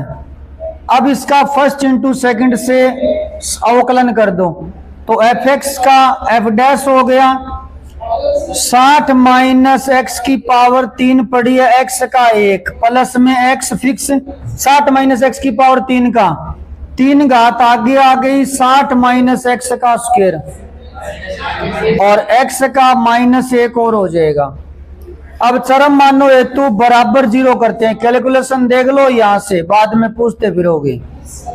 तो 60 माइनस एक्स की पावर 3, आपको पता है चरम मानों के लिए बराबर 0 तो करना ही करना है। ये पद पूरा माइनस का उस साइड ले जाओ, उस साइड प्लस का हो जाएगा, तो बराबर में क्या बना, 3x 60 माइनस एक्स का स्क्वायर। समझ गए, 60 माइनस एक्स का स्क्वायर इधर भाग में ले आओ, इधर भाग में ले आओ, 3 घात कट जाएगी, 1 घात बच जाएगी यहाँ पे। तो कितना आया, 60 माइनस एक्स बराबर 3x, तो x बराबर आ गया 4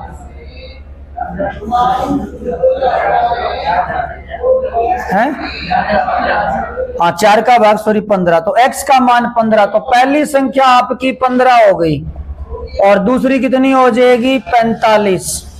लेकिन उस समय का निमंत्रण वो तो अभी देखा ही नहीं, x का मान ही निकाला है, तो इसके लिए हमें डबल अवकलन करना पड़ेगा। तो पहले मैं सिंगल अवकलन थोड़ा सही करके लिखता हूं, एफ डैश एक्स बराबर, इसमें और इसमें कुछ कॉमन है, 60 माइनस एक्स का स्क्वायर कॉमन है, यहां बचेगा 60 माइनस एक्स, यहां बचेगा माइनस का 3x। थोड़ा और सही कर लेते हैं, 60 माइनस एक्स का स्क्वायर और 60 माइनस 4x, ये बन गया आपका एफ डैश एक्स।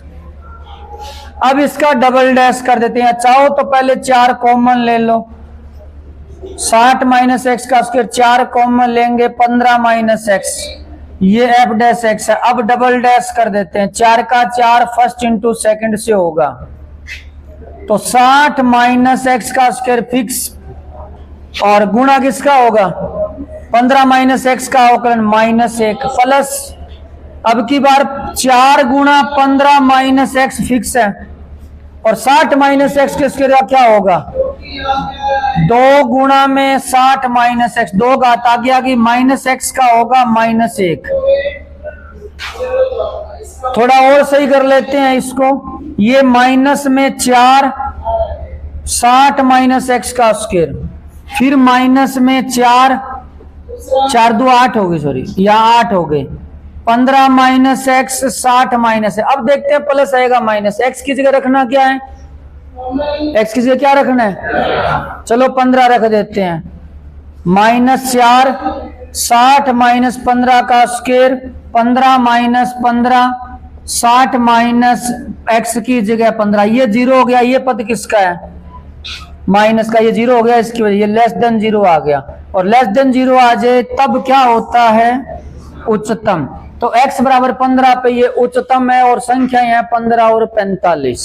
ठीक है, आवाज बंद करें। 16 नंबर सवाल, ऐसी दो संख्याएं ज्ञात करो जिनका योग योग कितना है, योग 16 है और उनके घनों का योग निम्नतम हो। योग 16 है तो मान लेते हैं दो संख्या एक्स वाई है, इनका योग 16 है और ये कह रहा है इनके घनों का योग निम्नतम है। घनों का मतलब एक्स का घन और वाई का घन, ये आपका फलन है मान लो।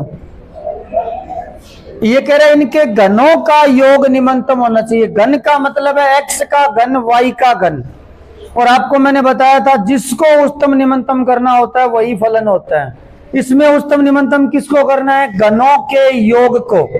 घनों का मतलब एक्स का घन वाई का घन और उनका जोड़। अब सवाल में दो आ गए एक्स वाई, एक को हटाना ही पड़ेगा पिछले सवाल की तरह। तो यहां से काम करते हैं, वाई को हटा देते हैं, मान आया 16 माइनस एक्स, रख दो इसमें। एक्स क्यूब का एक्स क्यूब, वाई की जगह लिखोगे 16 माइनस एक्स की पावर 3।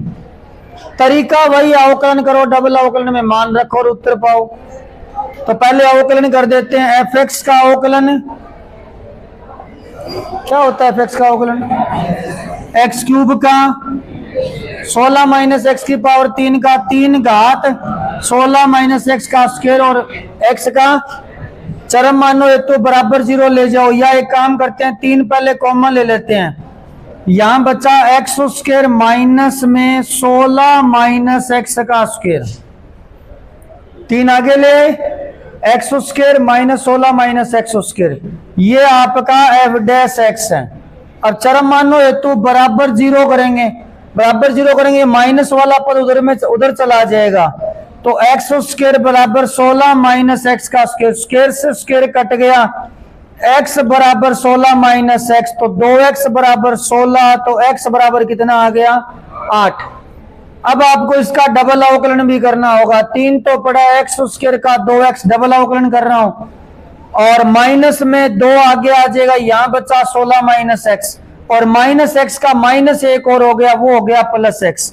एक्स का मान 8 कर दो इसमें, 3 गुणा 2 गुणा 8, 2 गुणा 16 माइनस 8, 3 2 8 16, 16 8 2 16। क्या ये नेगेटिव है? नहीं है, ये प्लस का है। प्लस का इसलिए मान क्या आएगा? मिनिमम सिद्ध हो चुका है। और वो संख्याएं कौन सी होगी? पहली संख्या x का मान 8 है, तो y का मान भी कितना होगा? 8 होगा। ये आपका सवाल है। 18 नंबर सवाल, एक इस तरह से 18 सेमी का टीन का टुकड़ा है, इसकी भुजा है 18 सेमी, और इसमें से चारों कोनों से एक एक वर्गाकार टुकड़ा काटना है। ऐसे चारों कोनों से टुकड़ा काटना है, इस तरीके से। कितना काटना है ये नहीं बताया, बस इतना बताया कि इतना काट दो, यहां से इस टुकड़े को काटना है। ये मान लो x सेमी का हमने काट दिया, इसकी जो लेंथ है वो मान ली x सेमी की है। इधर से x सेमी उड़ा दिया, इधर से उड़ा दिया, इधर से इधर से। अब ये एक तरीके से ऐसे बच गया, और यहां से इसको फोल्ड करना है। ये वाली सतह मुड़ के ऊपर लेके आनी है, ऐसे ऐसे इसको इधर लेके आना है, इसको इधर लेके आना है, यहां से इनको मोड़ना है। और मोड़ने के बाद में एक डब्बा सा बन जाएगा, ये दीवारें ऊपर उठ जाएगी चारों, जिसके छत नहीं होगी। और ये कह रहा है इस प्रकार से जो घनाभ बने उस घनाभ का आयतन उच्चतम होना चाहिए। प्रैक्टिकली ये सवाल बहुत बेहतरीन है। मान लो जैसे संदूक बनाने वाली फैक्ट्रियां होती है, वो इस टेक्निक का यूज करते हैं। आपको पता है कोई भी ग्राहक आएगा तो वो बड़े से बड़ा संदूक ही तो बनवाना चाहेगा, ताकि उसके अंदर सामान ज्यादा से ज्यादा डाल सके। आयतन का मतलब अंदर सामान डालना ही तो है, तो उसका आयतन ज्यादा से ज्यादा करना है। तो कॉर्नर कितना काटें उसका हिसाब लगाना है, ताकि संदूक बड़े से बड़ा बने। अब देखो चद्दर तो वो ले आया, मान लो ये 2000 की आया, 3000 के, पैसे तो लग ही गए, तो कम से कम संदूक तो बड़े से बड़ा बनाए। उसके लिए इस सवाल को किया जा रहा है कि कैसे बड़े से बड़ा संदूक बनेगा, यानी आयतन कैसे उच्चतम होगा। और आपको मैं बार बार बोल चुका हूं, जिसको उच्चतम करना होता है वही क्या होता है? हमारा फलन होता है। तो इस सवाल में फलन क्या बनेगा? आयतन, घनाभ का आयतन। और आयतन के लिए क्या चाहिए? लंबाई, चौड़ाई और ऊंचाई, वो हमें देखनी पड़ेगी। ये उसकी लंबाई मान लेते हैं, टोटल 18 थी। टोटल लंबाई कितनी थी? 18। ये घनाभ के लिए लिखा जा रहा है।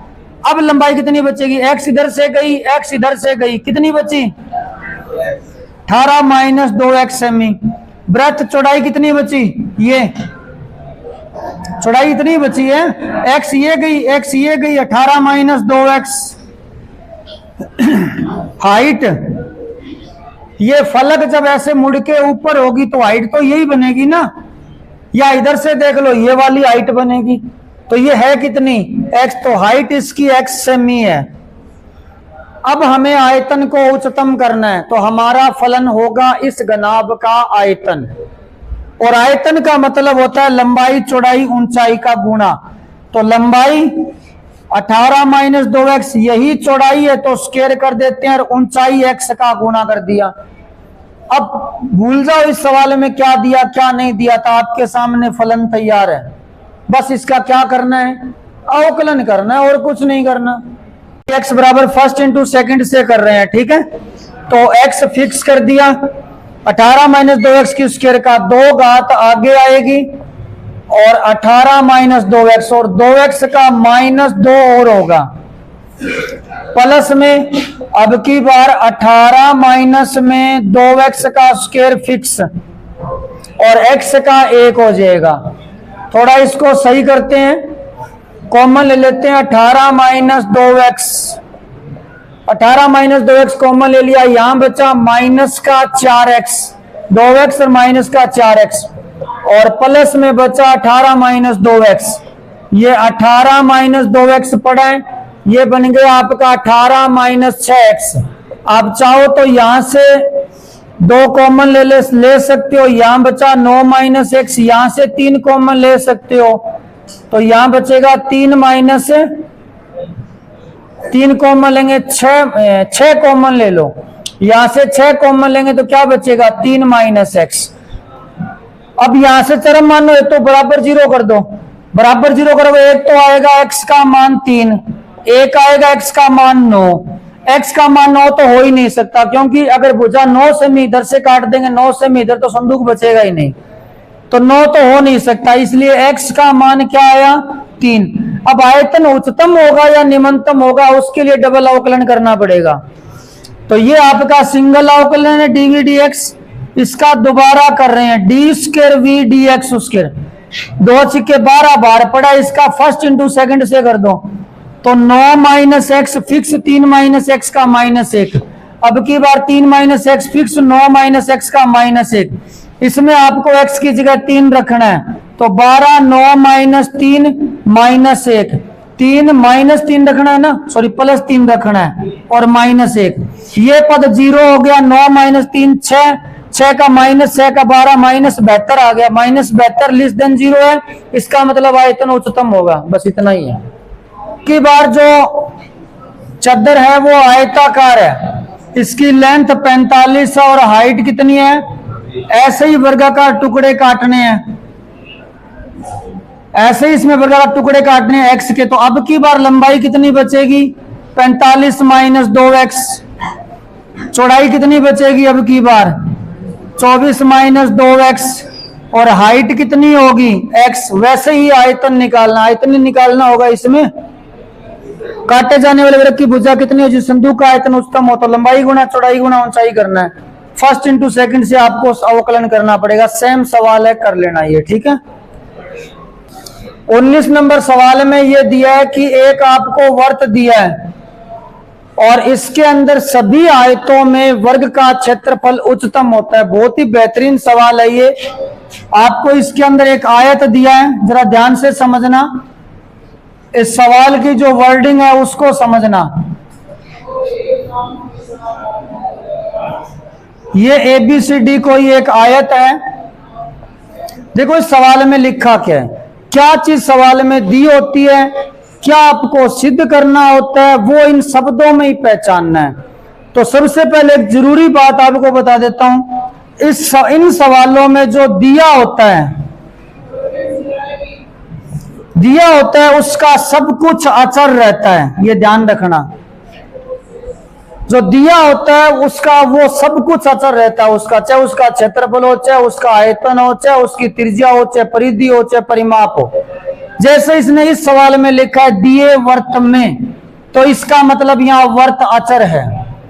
वर्त की परिधि, त्रिज्या, क्षेत्रफल, जो कुछ भी वर्त में होता है वो सारा अचर है, क्योंकि इसने लिखा है दिए वर्त में, तो वर्त की त्रिज्या चेंज नहीं, मोटा मोटी वर्त में त्रिज्या ही होती है, तो वर्त की त्रिज्या चेंज नहीं होगी। दिए वर्त में आयत का क्षेत्रफल उच्चतम होता है। अब आपको मैंने पिछले सवालों में बताया था, जिसको उच्चतम बोले वो फलन होता है। अब इसमें उच्चतम किसको बोला है? आयत का क्षेत्रफल। तो हमें यहाँ इस आयत का क्षेत्रफल निकालना पड़ेगा और उसको उच्चतम करना पड़ेगा, और जब वो उच्चतम साबित हो जाएगा तो ऑटोमेटिकली वो आयत ना होके वर्त साबित हो जाएगा, या नहीं होगा तो हम छोटी सी कैलकुलेशन से उसको वर्ग साबित कर देंगे। तो सवाल में दिया क्या है? वर्त। उच्चतम किसको करना है? किसको उच्चतम करना है? आयत के क्षेत्रफल को। जब उच्चतम साबित हो जाएगा तो लास्ट में आयत को हम वर्ग साबित कर देंगे। और आयत वर्ग कब साबित होता है? आयत कब होता है? लंबाई चौड़ाई अलग अलग होती है आयत में, लेकिन वर्ग में क्या होती है? बराबर। तो आयत में लास्ट में हम आयत की लंबाई और चौड़ाई बराबर कर देंगे। अब फिलहाल इसमें उच्चतम किसको करना है? आयत के क्षेत्रफल को। क्षेत्रफल की लंबाई चौड़ाई चाहिए, वो हमें कुछ दिया ही नहीं है, नहीं दिया है तो अपनी तरफ से मान लो। तो मैं इसकी लंबाई मान लेता हूं 2x और इसकी चौड़ाई मान लेता हूं 2y। हाँ, एक चीज दी आपको, वो दी है वर्त की त्रिज्या। वर्त की त्रिज्या मान लो आपको r दी है। ध्यान रखना इस सवाल के अंदर r अचर है, भले ही आपने माना है लेकिन ये अचर है, क्योंकि आपको वर्त दिया है और x और y यहां चर है। अब आपको इसका क्षेत्रफल लेना है। बहुत ही आसान सा सवाल है, हमें इसका एरिया लेना है। किसका एरिया लेना है? आयत का। आयत का एरिया बताओ क्या होगा? लंबाई गुना चौड़ाई। लंबाई हमने मान रखी, चौड़ाई मान रखी है। मानी क्यों? क्योंकि दी नहीं थी सवाल में, इसलिए मान ली। तो बोलो क्या होगा? लंबाई गुना चौड़ाई 4xy। आप xy भी ले सकते हो, मैंने 2x 2y लिए, कोई फर्क नहीं पड़ेगा इससे। अब आप a बराबर 4xy आ गया। पहले भी तो ऐसे सवाल आए हैं, जब यहाँ xy क्यूब आया था, 12वां 13वां सवाल देखो, हमने एक को हटाया था ना? हटाया था कि नहीं हटाया था? अभी भी हटाना है। हटाने के लिए डायग्राम पड़ा। यहां कुछ ऐसा ढूंढो कि मैं y को या x को हटा सकूं। तो एक काम करते हैं, यहां केंद्र से इस पे क्या डाल देते हैं? लंब। और केंद्र से जीवा पे डाला गया लंब, जीवा को दो भागों में बांटता है, ये कितनी हो गई? x। अगर इधर लंब डाल देते हैं तो 2y के टुकड़े हो गए, तो ये y बनेगी, ये y बनेगी, तो ये भी y बनेगी। तो यहाँ एक संबंध बन रहा है समकोण त्रिभुज में। क्या संबंध बन रहा है बोलिए? आर स्क्वायर बराबर क्या बनेगा? एक्स स्क्वायर प्लस है। इसीलिए मैंने 2x लिया था, ताकि आधा करना पड़े तो वो बट्टे वाला लफड़ा ना हो। अगर यहाँ x लेता तो इसको x बटा 2 लिखना पड़ता, इसको y बटा 2, फिर रूट लगाता, लफड़ा बहुत होता। इसलिए 2x 2y ले लिया। हाँ, ये क्यों बनाया? उसको हटाना है। चलो हटा देते हैं। 4 का 4x का x, y को हटा दो। y का हटाएंगे, रूट में R square minus x square आएगा। यहां तक कोई दिक्कत? इसमें चर कौन सा है, अचर कौन सा है, पहले तो ये बताओ। चर तो क्या है? x, और अचर कौन है? इसलिए पहले लिखा था अचर r होगा, क्योंकि वर्त दिया था। और अचर के सापेक्ष कभी अवकलन होता है? कभी आपने सुना 5 के सापेक्ष अवकलन करो? अचर के सापेक्ष अवकलन नहीं होता। तो अवकलन किसके सापेक्ष होगा? लेकिन जब ऐसे सवालों में रूट आ जाए तो पहले रूट हटा लेना, ताकि सवाल थोड़ा आसान लगे। नहीं हटाओगे तो भी हो जाएगा, लेकिन फिर मुश्किल हो जाएगा। तो एक काम करो, दोनों साइड वर्ग कर दो। तो ए स्क्वायर बराबर हो गया 16x square R square minus x square. A square को एक बार नया नाम पी दे दो, क्योंकि जिस वक्त पी उच्चतम होगा उस वक्त ए स्क्वायर भी उच्चतम हो जाएगा। ये अलग से लिख देंगे अपने। तो P बराबर हो गया 16x square R square minus x square. अवकलन कर दो किसके सापेक्ष? तो 16 का 16 एक्स स्क्वायर फिक्स, R square minus x square का अवकलन माइनस 2x, क्योंकि आर अचर है उसका 0 हो गया। अब की बार r square minus x square fix, x square का हो गया 2x। चरम मानो हेतु बराबर 0 करेंगे। मैं यही 0 कर रहा हूं जगह बचाने के लिए। ये वाला पद माइनस में है, उस साइड ले जाओ। ये वाला पद माइनस में है ना, उस साइड ले जाओ। क्या बनेगा बोलो? यहां क्या बचेगा? तो 16 तो 0 में चला गया, ये बचा R square minus x square गुणा 2x, और बराबर में ये इधर चला गया माइनस का 2x प्लस का 2x गुणा एक्स स्क्वायर। सही लिखा है ना? 16 तो जीरो में गया ना, x से x कट गया, 2 से 2 कट गया, आपके पास बचा है R square minus x square बराबर, एक्स स्क्वायर उधर ले जाओ, आर स्क्वायर बराबर 2x स्क्वायर। अच्छा, अब जब ये कैलकुलेशन हम कर रहे होते हैं तो उस वक्त असर का मान निकालते हैं, चर का निकालते हैं? चर का निकालते हैं। तो यहां से एक्स आर स्क्वायर बटा 2 बराबर एक्स स्क्वायर, तो x बराबर आ गया r बटा रूट 2। ये मान कहां रखना होता है? डबल अवकलन में। पहले सिंगल अवकलन थोड़ा सा सही कर रहे हैं, dp dx दोबारा लिख रहा हूं मैं। ये माइनस का 2 कॉमन ले लो, 2 भी कॉमन ले लो और x भी कॉमन ले लो, तो 16 दुआ 32x हो गया। बचेगा क्या? ये 2x तो बाहर गया, यहां बचा माइनस एक्स स्क्वायर, और 2x बाहर गया हुआ ये रहा, यहां बचा प्लस में R square minus x square. थोड़ा और सही कर लो, 32x ये बन गया are square minus 2x square. अब अवकलन कर रहे हैं dp अपॉन dx का दोबारा, D square P D X square. 32 fix पड़ा है, x फिक्स पड़ा है, इसका क्या होगा? माइनस का 4x, और अब की बार r square minus 2x square fix, और x का कितना होगा? 1। ये आपका बन गया 32 तो बार है, माइनस का 4x स्क्वायर प्लस में R square minus 2x square, 32 ये हो गया माइनस का 6x स्क्वायर आर स्क्वायर। अब मान रखो, x स्क्वायर का मान था आर स्क्वायर बटा 2, रख दो इसमें, 32 का 32, आर स्क्वायर का आर स्क्वायर, 6 का 6, एक्स स्क्वायर का मान था आर स्क्वायर बटा 2, 2 को 6 में काट दो 3, 32 आर स्क्वायर में से 3 आर स्क्वायर गया, minus 2 R square, minus 64 R square less than 0। इसका मतलब क्षेत्रफल क्या होगा? उच्चतम होगा। लेस देन 0 आ गया, क्षेत्रफल उच्चतम हो गया। तो क्षेत्रफल उच्चतम साबित हो गया, लेकिन जब क्षेत्रफल उच्चतम हो जाए तब इसको क्या साबित करना था? इस आयत को वर्ग साबित करना था, और वो तब होगा जब इसकी लंबाई चौड़ाई के बराबर होगी। अभी x का मान कितना है? r बटा 2, y का इतना ही निकाल दो, बस काम खत्म। तो इसमें रख दो आर स्क्वायर का आर स्क्वायर, आपको y का मान निकालना है। किसका निकालना है अभी? तो एक्स स्क्वायर का मान रखो, कितना है? आर स्क्वायर बटा 2 प्लस वाई स्क्वायर, ये आर स्क्वायर बटा 2 इधर लाओ, आर स्क्वायर में से घटाओ, बचेगा क्या?